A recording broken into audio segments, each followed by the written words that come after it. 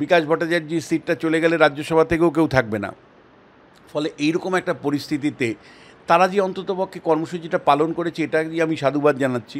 আর কর্মী সমর্থকরা মারধর খেয়েছে, মানে পুলিশ তাদেরকে টানা হেঁচড়ে করেছে, তারপরে মানে এই লড়াইটা তো অন্তত দিয়েছে। কিন্তু দেখো, নির্বাচনী রাজনীতিতে কিন্তু সিপিএম নিজেকে পরিবর্তন করতে পারেনি। যদি আমি নির্বাচনের জায়গা থেকে দেখি, মানে অনেক বেশি কানেকটিভ হতো যদি তমান্না খাতুমের মৃত্যুর পরের দিন যদি সিপিএম বনটা রাখতো।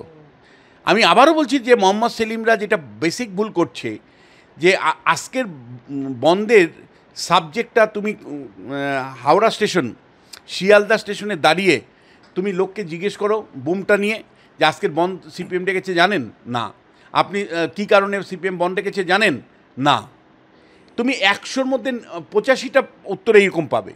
তার মানে মানুষের সাথে কিন্তু কানেক্টিভিটি কিচ্ছু নেই।